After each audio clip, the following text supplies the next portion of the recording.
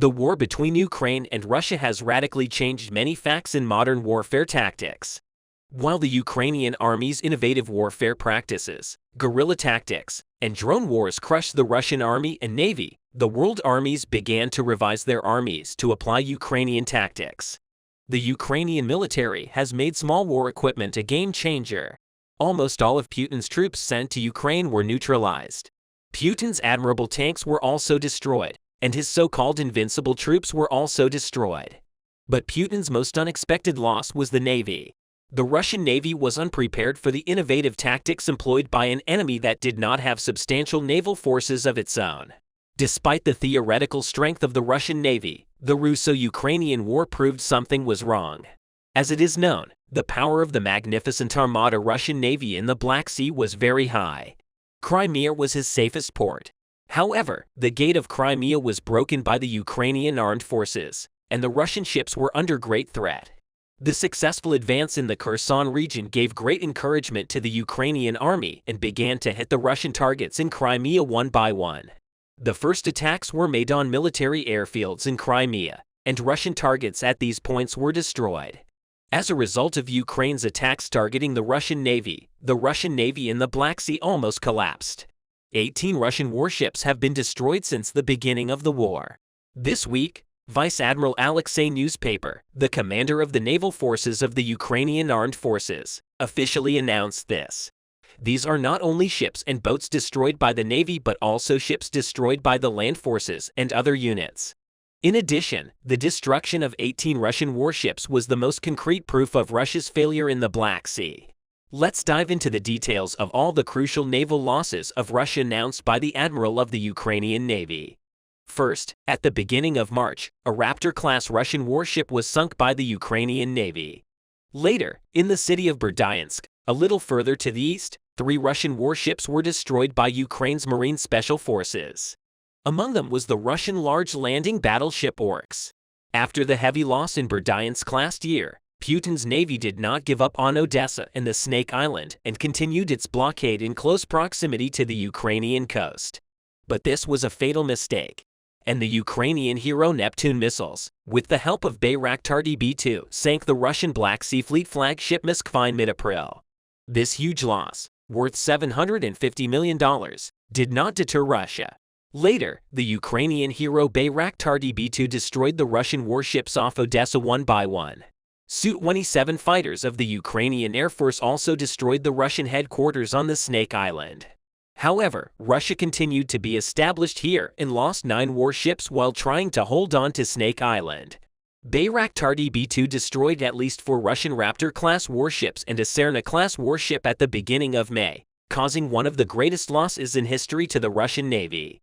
At the same time, Bayraktar DB2 attacks on Russian warships were the first case in which unmanned armed vehicles destroyed warships in naval battles. Thus, Bayraktar DB2 became the first UAV to sink a warship in world naval combat history. The continuous patrol of Bayraktar DB2 over the Black Sea and the Ukrainian anti-ship missiles did not stop the Russian Navy's activity. Russian ships tried to implement their invasion plans from a safe distance. However, this was another critical mistake for the Russian Navy because Ukraine now bought US-made long-range Harpoon anti-ship missiles in early June and installed Harpoon missile systems on the coastline. The Russian Navy was nervous and worried because the Russian flagship had been sunk by Neptune missiles before. However, the Russian Navy continued its activities in close proximity to the Ukrainian coast. As a result, the Harpoon missiles fired for the first time from the Odessa coast hit and sank the large Russian tugboat. This was the first combat use of Harpoon anti-ship missiles, and they undoubtedly succeeded. Most importantly, the Harpoons hunted Russian ships. As a result of the simultaneous coordinated attacks on Snake Island by the Ukrainian Navy, Air Force, and ground forces, the Russian Navy had to withdraw completely. Undoubtedly, this was a huge defeat for Russia, and Putin was humiliated by being forced to step back. The Ukrainian military stepped up efforts to retake parts of the country's south late last year, attempting to hit Sevastopol and saying it had launched an operation to push Russian forces off a strategic peninsula on the Black Sea coast on October 29. The Ukrainian Navy Special Operations Forces attacked the Russian Navy Black Sea Fleet main headquarters in Crimea with drone armies from the air and sea, which was undoubtedly the beginning signal of the end of Russian domination in the Black Sea. Not long after, on November 22nd, the Ukrainian Navy launched a second attack on Sevastopol with its drone army. In addition, on November 19th, the Russian Black Sea coastal city of Novorossiysk was also attacked with 4 important attacks that took place in just 40 days. The Russian Navy lost its dominance both at sea and in the air. It was stated that 3 Russian warships were damaged in the first attack on Sevastopol by the Ukrainian drone armies, and 1 Russian warship was damaged in the second. In the second and third months of the war, as a result of the attacks that took place in the ports of Berdyansk and Mariupol, and the operation around Snake Island, as a result of all these naval attacks, a total of 18 warships, boats, and dozens of warplanes of the Russian Navy were neutralized. This is 1/3 of Russia's naval presence in the Black Sea and a huge proportion.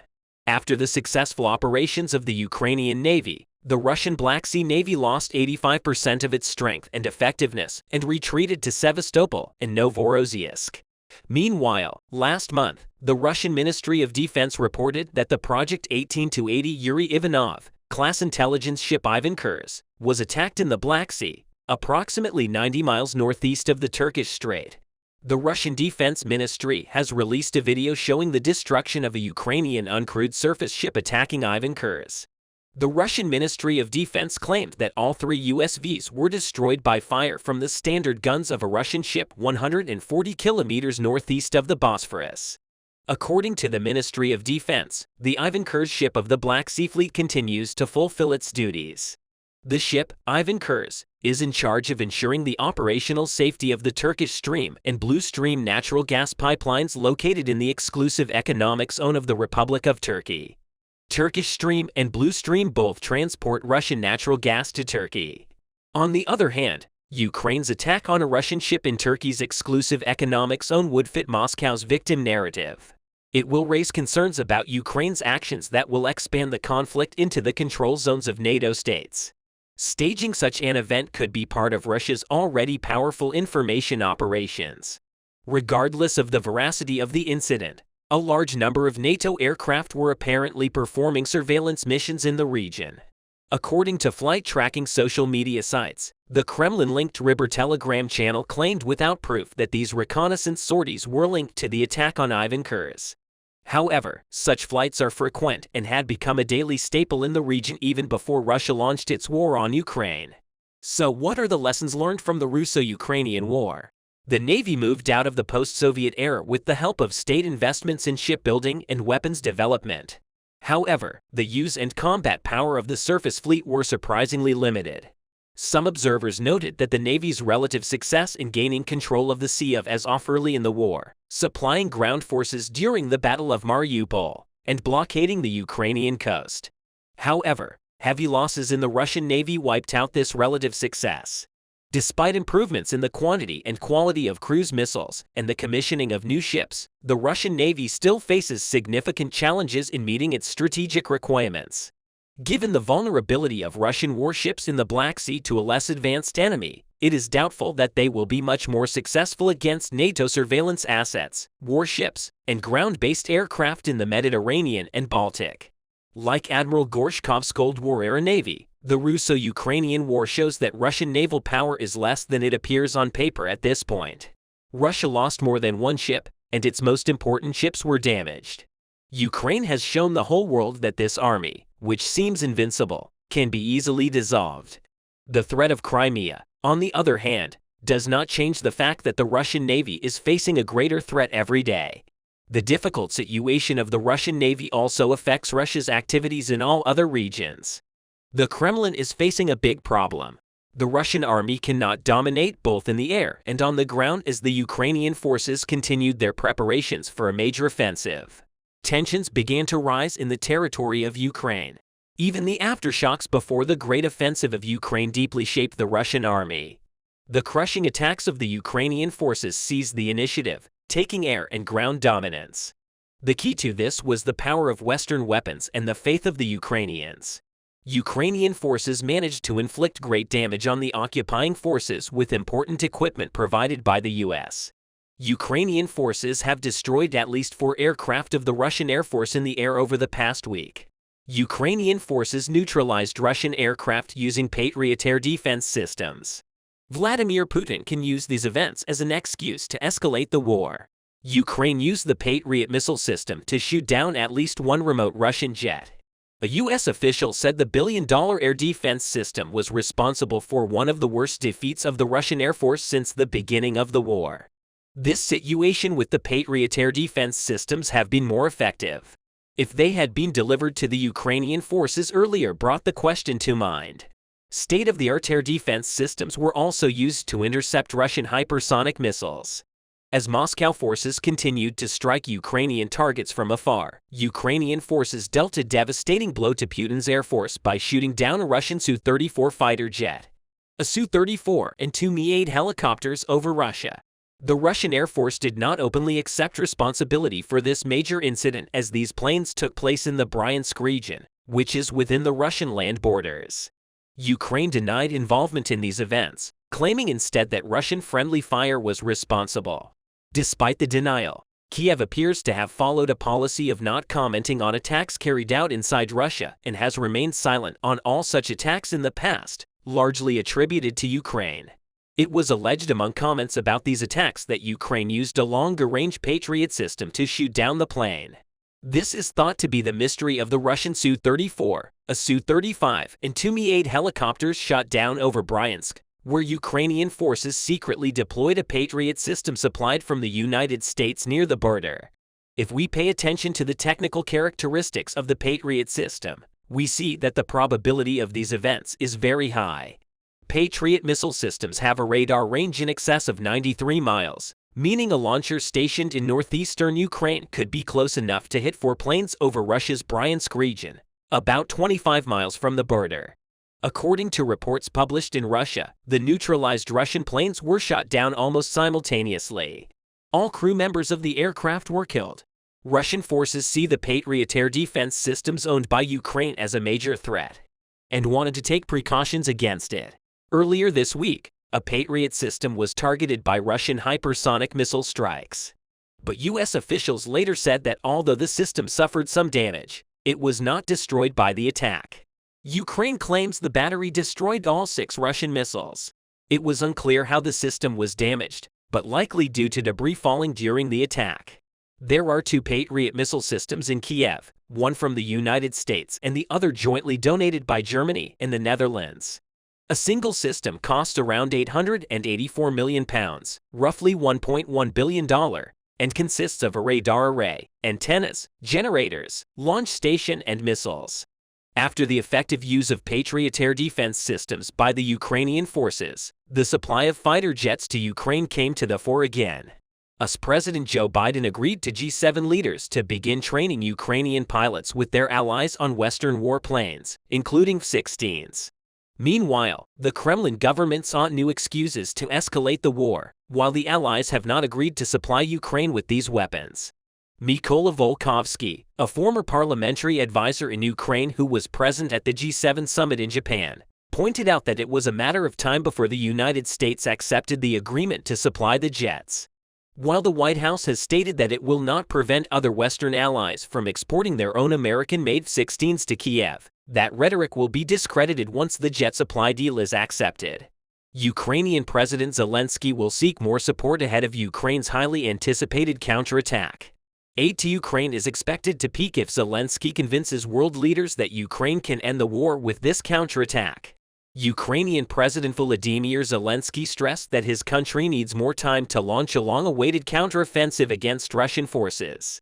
Zelensky pointed out that the time needed by Ukraine will be shortened by the massive military aid to be made by the Western allies. The anticipated attack could be decisive in the war, or it could redefine the front lines.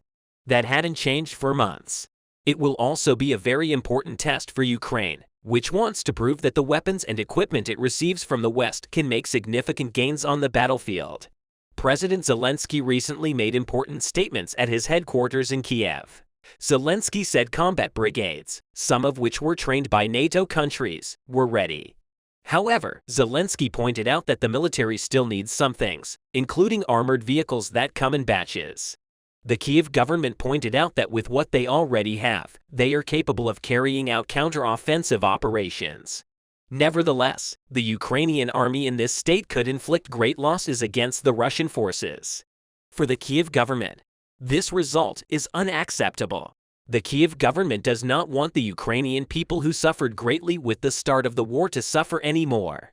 For this reason, the Kyiv government still needs time and new aid packages.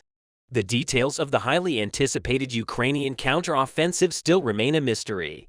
Meanwhile, Russian forces strengthen their fortifications along a 900-mile front line stretching from the eastern districts of Luhansk and Donetsk in the south to Zaporizhia and Kherson. For Kiev, any result that is seen as disappointing in the West will result in reduced military support and pressure to negotiate with Russia. A senior government official has stated that it should be seen as a silver bullet in a war that is currently ongoing. The fact that about 1/5 of Ukraine is under Russian control takes away the luxury of losing Ukrainian forces. Alongside this, Zelensky voiced his thoughts on the upcoming U.S. presidential election. Zelensky denied the allegations, fearing that if President Joe Biden, who has promised to support Ukraine as long as possible, is not re-elected in 2024, he will lose U.S. support. Zelensky stated that he thinks they will win the war by 2024. For now, there is no real possibility of talks to end the conflict. As both sides have said, they will fight until victory. President Zelensky presented a 10-point peace proposal calling for the return of all occupied territories, compensation for war-related damage, and the establishment of a special tribunal to prosecute Russian war crimes, which Moscow flatly rejected. This proves that there will be no peace treaty between Ukraine and Russia. This war will continue until one side is unable to fight. However, while the Russian forces are melting day by day, the Ukrainian forces continue to get stronger with the help of the West. The results of the counterattack planned by the Ukrainian forces will give a definite conclusion about the end of the war. There is very little time left before the long-awaited counteroffensive in the Ukrainian war begins. Before the counterattack, the Kiev troops are trying to surround the Russian soldiers from all sides. The war continues with fierce clashes on the east and south axes. The effects of the war have long been felt in Russian cities on the Ukrainian border. At the same time, cities deep within Russia, including the capital, are shaken by attacks. The fortress city, where the longest and most violent conflicts of the Ukrainian war took place, still continues to be the epicenter of the war, especially in the last day in Bakhmut. The situation was quite difficult for the Russians.